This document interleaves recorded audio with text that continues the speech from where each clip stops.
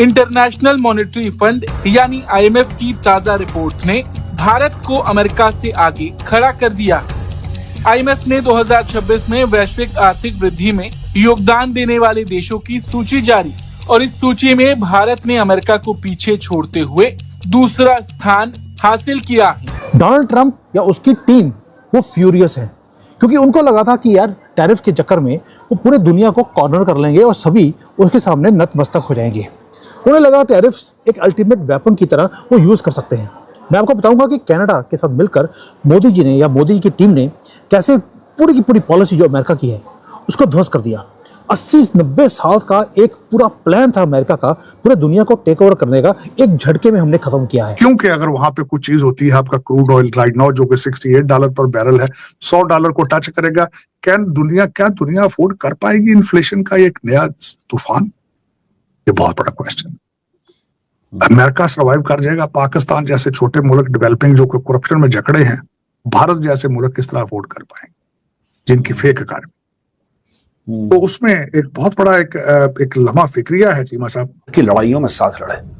आज Donald Trump ने वो यारी, वो दोस्ती, वो समझ, वो अपनापन सब खत्म कर दिया क्योंकि डोनाल्ड ट्रंप को उसके दिमाग में एक स्टोरी चल रही है और वो स्टोरी बड़ी इंटरेस्टिंग है। उसकी स्टोरी ये है कि पूरी दुनिया जो है वो अमेरिका का फायदा उठा रही है। ये जो विक्रम है, ये अमेरिका जो है, ये तो हर चीज को सैंक्शन करता जा रहा है। कभी सैंक्शन करता है, कभी डॉलर को यूज करता है, कभी डिक्टेट करता है अपनी फॉरेन पॉलिसी को।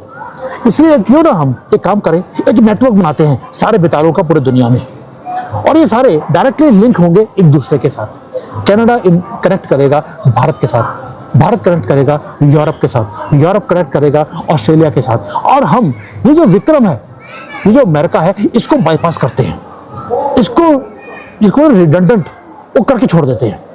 और अगर वॉशिंगटन ने रास्ते को ब्लॉक करने की कोशिश भी करी, हमें फर्क नहीं पड़ेगा। हमने अपना हाईवे अलग से बना लिया है जिसके ऊपर हम एक दूसरे के कंधे के ऊपर, हम अकेले नहीं चल सकते लेकिन एक दूसरे के कंधे पे तो चल सकते हैं, ताकि जो अमेरिका का लीवरेज है सैंक्शंस का, इसको डिस्ट्रॉय करना है। आप बोल के देखिए, अब कनाडा यूरेनियम को अमेरिका को सेल नहीं करेगा तो भारत को करेगा। उसके लिए हमें यूएसए की अप्रूवल की जरूरत नहीं है।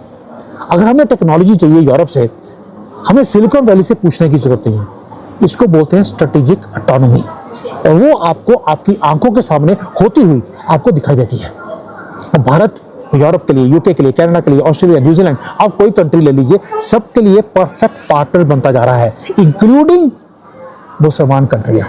यूएई ऑलरेडी हो गया, सऊदी अरेबिया आ रहा है आपके साथ FTA साइन करने के लिए।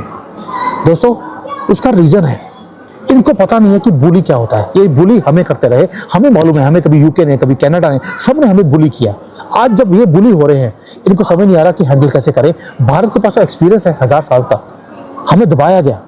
इसलिए जब ट्रंप ने हमारे ऊपर 50% का टैरिफ लगाया, हमने we did not break.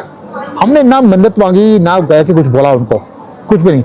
We stood against USA, क्योंकि हमें पक्का किया हुआ महादेव ने 1000 साल से सितम कैसे सहन करने हैं।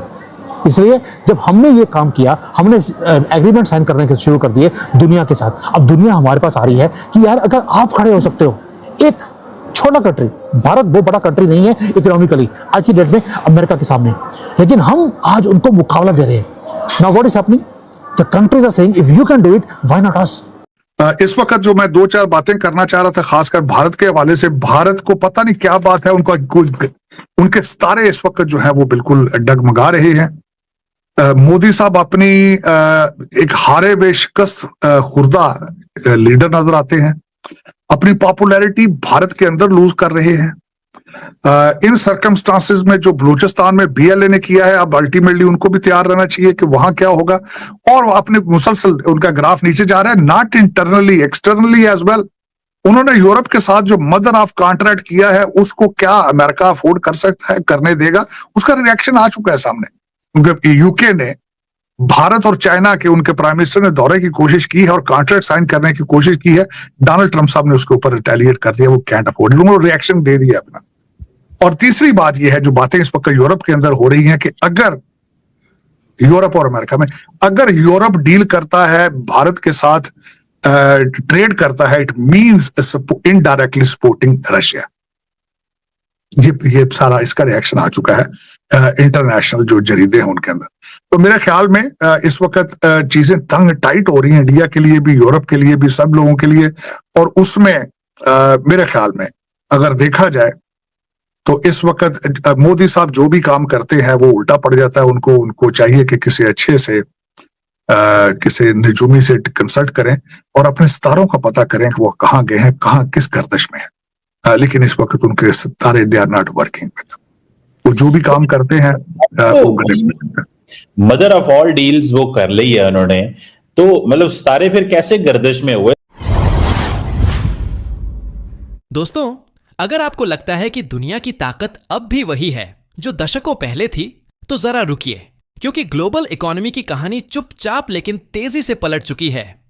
कभी जिस सिस्टम में हर बड़ा फैसला पश्चिमी देशों के इशारों पर होता था, आज वही सिस्टम नए संतुलन की ओर बढ़ रहा है। और इसी बदलाव की झलक हाल ही में सामने आए आंकड़ों में साफ दिखाई देती है, जहां इंटरनेशनल मॉनिटरी फंड की ताजा इकोनॉमिक आउटलुक यह बताती है कि भारत अब केवल एक इमर्जिंग इकोनॉमी नहीं, बल्कि ग्रोथ को आगे धकेलने वाली बड़ी ताकत बन चुका है। 2026 में वैश्विक आर्थिक वृद्धि में भारत का योगदान 2 अंकों में पहुंच गया है, जबकि अमेरिका का हिस्सा अपेक्षाकृत धीमा दिख रहा है, जिससे यह संकेत मिलता है कि इकोनॉमिक इंजन का केंद्र धीरे धीरे एशिया की ओर खिसक रहा है। चीन अभी भी शीर्ष पर है, लेकिन भारत की रफ्तार और कंसिस्टेंसी ने दुनिया के बड़े इन्वेस्टर्स और पॉलिसी मेकर्स का ध्यान खींचा है। यही वजह है कि टेक और बिजनेस जगत की बड़ी आवाजें भी इस बदलाव को खुले तौर पर स्वीकार कर रही हैं। यहां तक कि इलन मस्क जैसे लोग भी मान रहे हैं कि ग्लोबल पावर डायनामिक्स अब नए दौर में प्रवेश कर चुके हैं। यह सिर्फ आंकड़ों की कहानी नहीं है, बल्कि मैन्युफैक्चरिंग, डिजिटल सर्विसेज, कंजम्पशन और युवा वर्कफोर्स की कंबाइंड ताकत है जो भारत को अलग बनाती है। अब सोचिए, अगर यही ट्रेंड अगले कुछ साल जारी रहा तो दुनिया के फैसले कहां से प्रभावित होंगे? और अगर आज आप इस बदलाव को समझ नहीं पाए, तो कल आप सिर्फ दर्शक बनकर रह जाएंगे। क्या आने वाले समय में भारत केवल ग्रोथ पार्टनर रहेगा या ग्लोबल रूल्स तय करने वाला प्लेयर बनेगा?